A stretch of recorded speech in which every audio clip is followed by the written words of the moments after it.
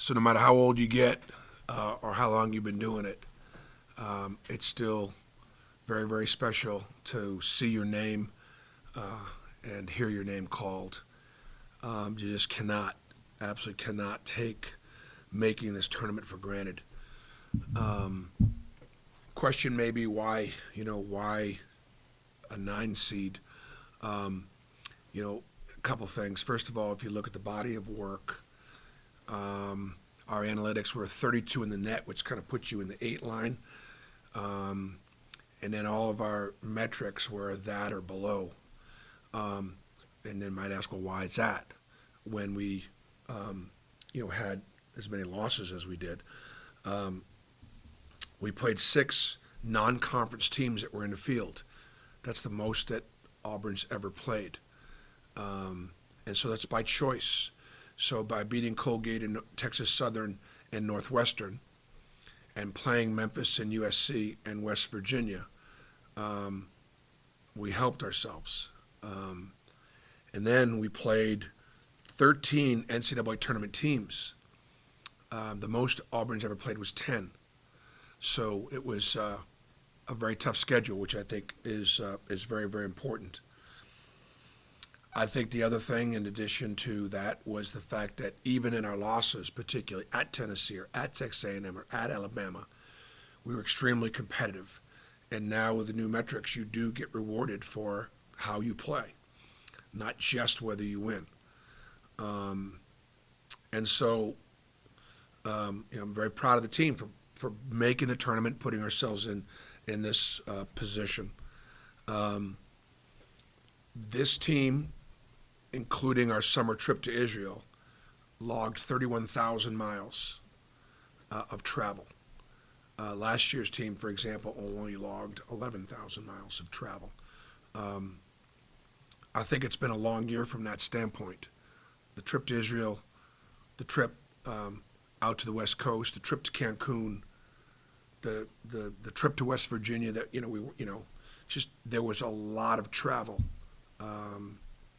and I do think some level of fatigue, particularly as it related to how the tough places that we went to on the road and the competitive games, and these guys continue to get up off the mat and try to win.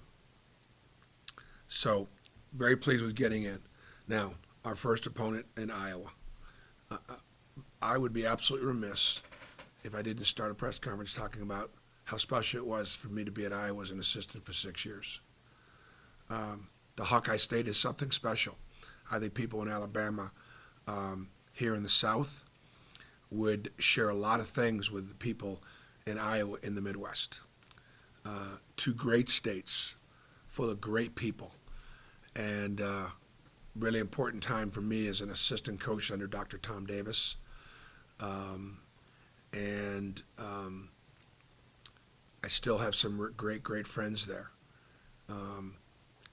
Matt Gatens, who played for the Hawks, whose dad, Mike Gatens, was one of my best friends in Iowa City, who also played for the Hawks under Lute Olson, was on our staff.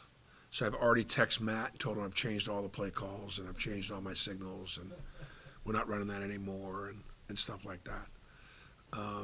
Matt works for a great head coach in Fran McCaffrey, a veteran that's been there and done that, one of the most competitive, hardworking, great family man, great father, great teacher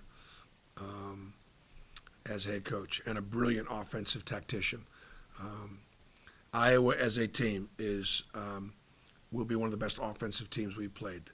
Number 3 in offensive efficiency. Number 3. They play at the 31st fastest tempo. They make 8 threes a game. They're number 8 in the country at taking care of the ball as far as their assist-turn ratio. They just don't turn it over. They get a shot up before they turn it over. 30th in the nation in assists per field goal, and they're a great offensive rebounding team. Defensively, they do a lot of different things. They're multiple in how they defend. So, just a lot of things, obviously, to prepare for. They got a great player, several great players, but one of mine, and I can't talk. I'm going to do one tomorrow before the players, just so I'll have a little bit more information on their team. But obviously, Chris Murray is a great player, and I recruited his dad, Kenyon Murray, to Iowa, and Kenyon Murray had a great career at Iowa. So there's a lot of meat there. Fourth time, I guess, in 5 years for us to make the tournament, which I think is insignificant. I've always believed in life it's easier to get it going than it is to keep it going. And so I'm glad we have this opportunity. And then finally to be able to be in Birmingham. For our fans and for our students. And I think it's just awesome. And so hopefully we'll get great support and see if we can have a shining moment or two. First, like you just mentioned, you guys have caught some bad breaks in games this season, but now to catch a good break with having a game just a couple hours down the road, I guess, just what was your reaction when you saw that it was Birmingham, and how excited were the players about that? Well, we knew that we were going to be somewhere. I felt somewhere between 8 and 10. Right, 8, 9, or 10. We were either going to be in the 8, 9, or 10 game. That's kind of where we thought we would be. That's what the analytics said we would be. So we knew that Birmingham was a 8-9 site, and we also knew that Alabama would be there as the one, but because of the pods and the NCAA trying to keep teams more regional, we had a chance to maybe be there. I think my guess is Alabama's probably going to be the night game, and we're going to be the day game. And I think the NCAA, obviously, we got a new building, a big building in Birmingham to fill, and they got a better chance now to fill it with both Alabama and Auburn being in Birmingham together. Well, that kind of leads to what I was going to ask. Obviously, you guys won't match up against each other, but what significance is that for basketball in the state to have both teams playing in Birmingham? Yeah, I think it's very significant. Congratulations to Alabama being a great champion. They were the best team in our league, and they very well may be the best team in the country. And so I know that both basketball programs have worked really hard at trying to get competitive, and I think there's been a lot talked about the fact that both Auburn and Alabama have become very competitive and winning championships, and so it does mean a great deal to the state. And then right there, you had UAB that played in their championship game and could have been in the field. You had Samford win their regular season. You had, I think Huntsville had a great year. North Alabama had a really good year. Troy had a good year. South Alabama was in the championship game of their tournament. I don't mean to leave anybody out, but I mean there was a lot of really good basketball played in the state of Alabama this year. Yeah, Coach, what was the players' initial reaction when they found out they're going to Birmingham and playing Iowa? Well, I think just like when you see your name, and I'm sure Steven will put that out on social media. We just had a little gathering in the locker room. They were excited about hearing their name called, and they don't know much about Iowa. I told them a little bit about Iowa just right off the bat. It was one of the best offensive teams in the country, and there have been times this year where we've been good defensively, but there have been times where we haven't. So we're gonna have to find a way to guard them. But they were very excited. I know it's early, and you said you dig into Iowa more later. Is there any team that you guys have played that reminds you of Iowa, or are they just kind of very different with the way they play offense? I haven't looked at them yet to answer that. I'll know more tomorrow. Yeah. Sort of address this, but being in Birmingham, having Alabama and Houston, the top two overall seeds there, it's going to be, you're expecting a really great atmosphere just around the city and everything. Well, I think that getting the facility. I haven't been in the facility since they've renovated it, but we played up at Legacy We played, UAB there. We played St. Louis. St. Louis there. We played Middle Tennessee there. And so part of it was to try to, as we were trying to, develop our program and take Auburn basketball around the state, that was part of our thinking. And so, again, I'm happy for our alumni, our students, our fan base, to have an opportunity to go and watch some incredible basketball, and know that your team is one of 68 playing for a national championship.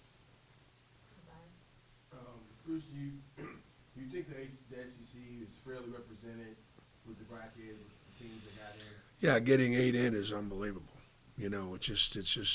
That's what we try to get. I mean, that's more than the upper half. And Vandy was probably one of the last teams that didn't make it.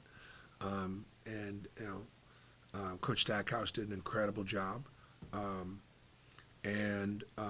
They played great at the end. The body of work is, they talk about the body of work, it's important from start to finish. Part of going to Israel and having all those practices, I think, helped us play pretty well early. But it wore us out a little bit. I think that clearly the league is extremely well represented. And, I think there's an adage about there's no great teams. Alabama looks like a great team. Houston looks like a great team, the number 1 seeds. Texas, Kansas. I think the guys in the 1-2 line are probably all thinking that, those are going to be your favorites. But, there are some teams all over this bracket that are capable of making a run because, so therefore we have a lot of teams in the SEC that can advance. Rich, you said at the beginning the number of non-conference teams y'all played in the tournament. Just how important was that to for y'all to not only get in, but get in rather safely, not even near the bubble? Well, I think give credit to Mike Burgomaster who does our schedule, and we have always tried to play a tough schedule. And look, nobody wants to play your Texas Southerns and your Colgates because they're good enough to beat you. And many of the other teams that we play, who wants to play St. Louis? Meanwhile, St. Louis got to the Final Four of their tournament. And so, again, not being very, Bradley played the championship game of their tournament. Northwestern finished second in the Big Ten. And so while it's, kind of easy to criticize this team for losing as many games as we lost, one of the other thing that was a big factor was we were 19-3 against teams we were favored against. And that means, I can only ask the kids to do what they're capable of doing. And then can they reach up and raise the bar a little bit? And I think we demonstrated we could, not often enough, to be having been able to compete for the regular season championship. But so we're prepared. Last question, Aggie.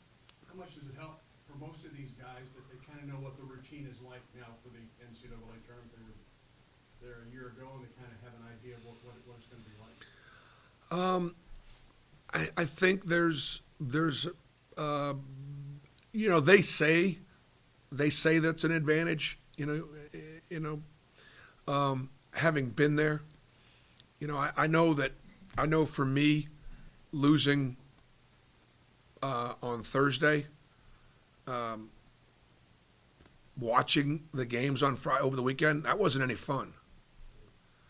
And so, certainly, look, we lost to a good team in Arkansas. And Arkansas could make a run here like they did last year. So it wasn't like we stubbed our toe, but we didn't take advantage of the opportunity. And it didn't feel very good. So got an opportunity here, the road to the Final Four is very difficult, very challenging, but I think they're excited about playing. I think they're still excited about coming to practice tomorrow. We had a good workout yesterday. a hard workout. And then today we gave them off, and we'll get after it the next 2 days. Probably go to class the next 2 days, Monday, Tuesday, and then leave Tuesday after practice and head up to Birmingham. Thanks, Rich. Thanks, Rich.